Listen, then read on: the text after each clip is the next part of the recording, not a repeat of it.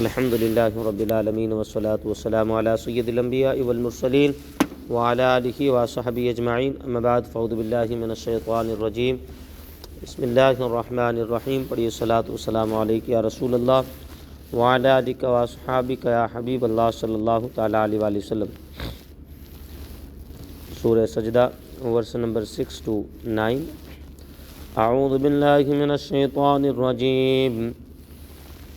ذالک عالم الغیب والشہادۃ العزیز الرحیم۔ یہ ہے اللہ ہر پوشیدہ اور کھلی ہوئی بات کو جاننے والا، عزت والا، رحمت والا۔ اس سے پہلی آیت میں اللہ تعالیٰ نے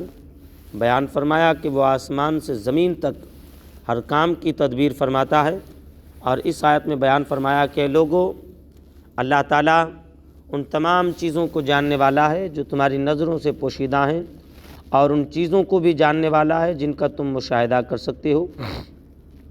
اور جو کوئی اللہ تعالیٰ کے ساتھ کفر کرے اور اس کے غیر کو اس کا شریک ٹھہرائے اور اس کے رسولوں کو جھٹلائے تو اللہ تعالیٰ اسے سزا دینے پر قدرت رکھتا ہے۔ اور جو اپنی گمراہی سے توبہ کر لے، اللہ تعالیٰ اور اس کے رسولوں پر ایمان لے آئے اور نیک اعمال بجا لائے تو اللہ تعالیٰ اس کی توبہ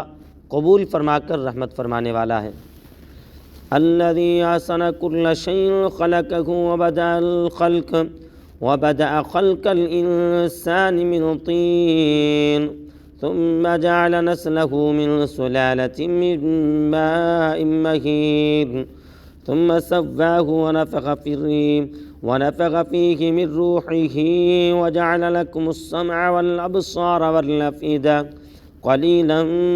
ما تشکرون۔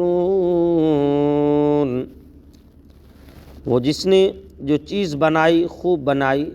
اور انسان کی پیدائش کی ابتدا مٹی سے فرمائی، پھر اس کی نسل ایک بے قدر پانی کے خلاصے سے بنائی، پھر اسے ٹھیک بنایا اور اس میں اپنی طرف کی روح پھونکی، اور تمہارے کان اور آنکھیں اور دل بنائے، تم بہت تھوڑا شکر ادا کرتے ہو۔ اس آیت اور اس کے بعد والی 2 آیات میں اللہ تعالیٰ نے اپنی مزید صفات بیان کرتے ہوئے فرمایا کہ اس نے جو چیز بھی بنائی وہ حکمت کے تقاضے کے عین مطابق بنائی۔ ہر جاندار کو وہ صورت دی جو اس کے معاش کے لیے بہتر ہے، اور اس کو ایسے اعضاء عطا فرمائے جو اس کے معاش کے لیے مناسب ہیں۔ اور اللہ تعالیٰ نے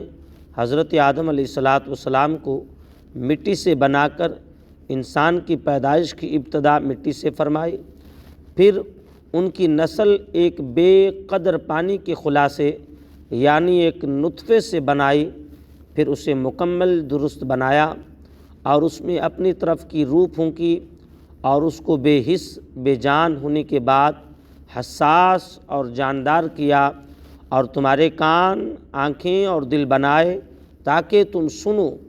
دیکھو اور سمجھو۔ اور تمہارا حال یہ ہے کہ ان عظیم نعمتوں کے مقابلے میں تم رب تعالیٰ کا بہت تھوڑا شکر ادا کرتے ہو۔ ان آیات میں اللہ تبارک و تعالیٰ نے اپنی وحدانیت پر اور انسان کی تخلیق سے اپنی وحدانیت، اپنے ایک ہونے، واجب الوجود ہونے پر دلائل بیان فرمائے۔ سب سے پہلے اس آیت نمبر 6 میں رب کائنات نے فرمایا اللہ تو وہ ہے جو ہر کھلی ہوئی بات کو بھی جانتا ہے، جو عزت والا، حکمت والا ہے۔ پھر دوسری آیات میں اللہ تعالیٰ نے انسان کی تخلیق کے بارے میں فرمایا کہ انسان کو ہم نے شروع سے مٹی سے پیدا فرمایا، پھر بتدریج حضرت آدم علیہ السلام کو تو مٹی سے پیدا کیا، پھر ان کی نسل کو، اصل تو ان کی مٹی ہی رہے گی لیکن ان کی نسل کو ہم نے ایک بے قدر پانی کے قطرے سے یعنی نطفے سے، جس کو منی کہا جاتا ہے، اس سے بنایا۔ پھر تمہاری آنکھیں، پھر منی کے قطرے سے بنانے کے بعد تمہارے اندر روح پھونکی اس نے، پھر تمہاری آنکھیں، تمہارے دل، تمہارے جو ہے وہ اللہ تبارک و تعالیٰ نے زبانیں، وہ ساری چیزیں، تمہارے کان، یہ چیزیں اللہ تبارک و تعالیٰ نے بنائی۔ اور ان تمام نعمتوں کو دیکھنے کے باوجود بھی انسان اتنا ناشکرا ہے کہ بہت تھوڑا شکر ادا کرتا ہے،